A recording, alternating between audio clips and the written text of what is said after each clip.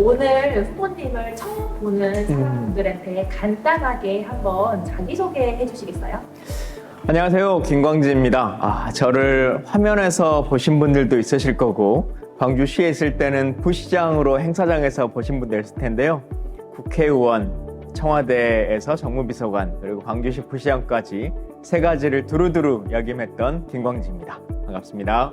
12년 전에는 어떤 일 하고 계셨어요? 2012년 2월 초일 텐데요. 그때면 전국의 청년 비례대표 경선이 거의 끝나고 어찌 보면 이제 국회의원 당선자로 내정된 그땐 비례대표 순번을 받기 전이긴 한데 이제 비례 순번이 사실상 내정되어 있는 어떤 상황이었고 그때 아마 제가 민주당의 최고위원을 지명받아서 하고 있을 때인지 아닌지 날짜를 좀 확인해 봐야 될 것 같아요. 거의 그 정도 시기인 것 같아요. 2012년에 이제 청년 비례대표가 끝나고 경선이 끝나고 19대 총선을 준비하는 그 단계의 시점인 것 같습니다.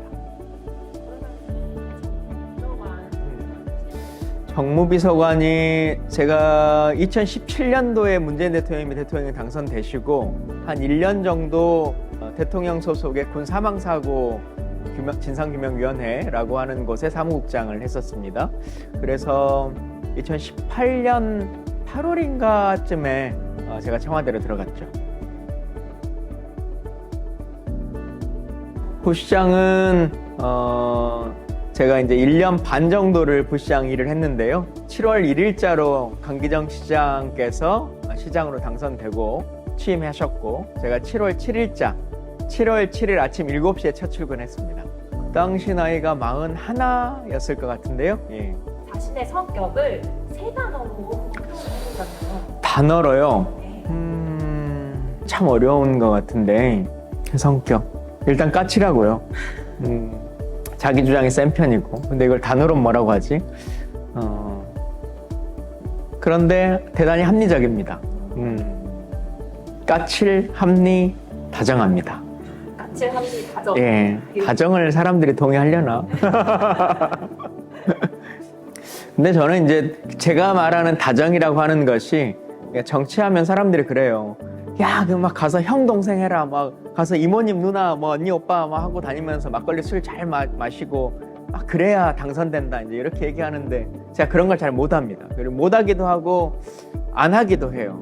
그게 과연 정치인에게 필요한 덕목인 것인가? 그러니까 내용적으로 그 사람과 깊어지고 그 사람이 생각하고 고민하는 문제를 제도적으로 어떻게 풀어나갈 것인가라고 하는 것에 대해서 깊은 인간관계를 갖는 것이 중요하지 그냥 술 먹고 술자리에서 친분을 깊어지게 해서 그게 인간관계의 큰 덕목이다 라고 말하는 것은 잘 동의하지 않는데 내용적으로 깊어지신 분들 이런 분들은 저에 대해서 훨씬 더 깊은 인간적 관계를 가졌다라고 느끼셔요.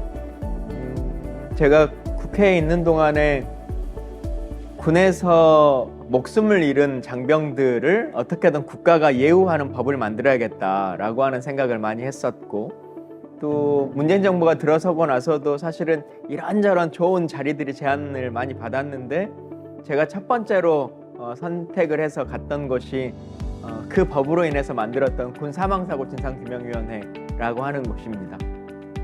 제 선거사무소에 와보시면 선거사무소 현수막에 어떤 분가 이렇게 포옹하고 있는 사진이 있어요. 그 사진의 주인공이 군에서 오래전에 자식을 잃은 어머님입니다.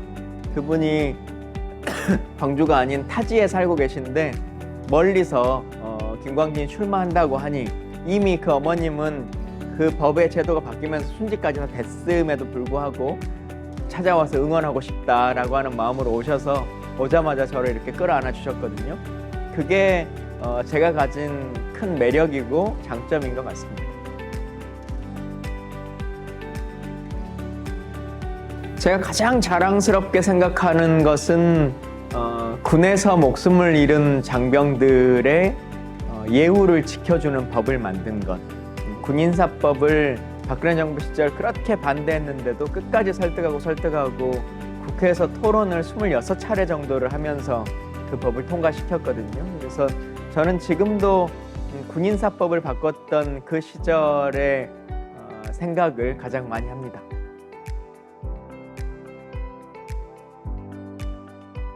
제가 좀 노잼으로 유명한 사람이어가지고 별로 막 웃긴 이야기들은 많지는 않을 것 같긴 한데요. 웃긴 에피소드.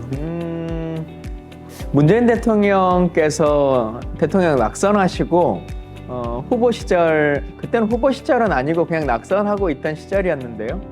그때 어느 날 자기랑 같이 등산 가자고, 히말라야를 같이 한번 가볼 생각이 있냐고 하셨는데 제가 0.1초의 망설임도 없이 저는 산을 싫어합니다 이렇게 말했던 기억이 있는데, 그 일화 이후로 사람들이 김광진은 정말 산을 싫어하는구나 등산 안 좋아하는구나 이렇게 생각하시는 에피소드이긴 하죠.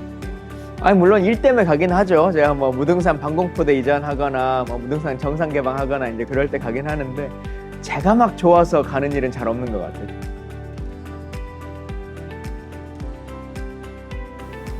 뭔가 단어로 말하는 게 참 어려운 일인 것 같아요. 아까 처음에 질문도 그렇고.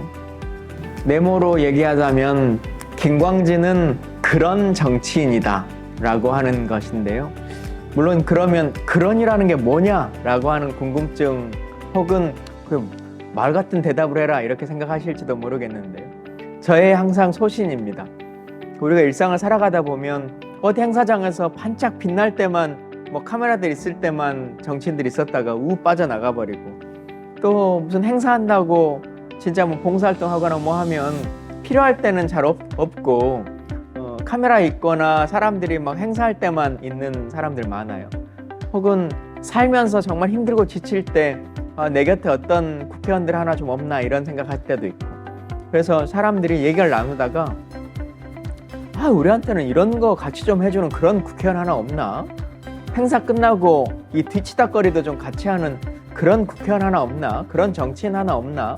라고 사람들이 생각할 때 어느 순간에 옆자리에 서 있다가 그런 정치인 여기 한 명 있습니다 라고 말할 수 있었으면 좋겠다 라고 하는 게 저의 소신이고 목표입니다.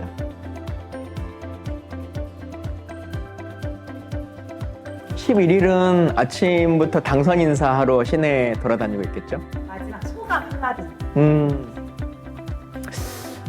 김광진을 여전히 많은 분들이 모르고 계시기도 하고, 또 새롭게 제가 이제 국회의원하고 청와대에 있고 광주시에 있으면서 12년간을 정치라고 하는 영역에 있어 보긴 했었습니다만, 또 행정을 하는 동안에는 일종의 공백기, 정치적 공백기를 겪었기 때문에 한 8년의 기간 동안 방송이나 다른 곳에서 저를 못 뵈신 분들도 계실 것 같아요.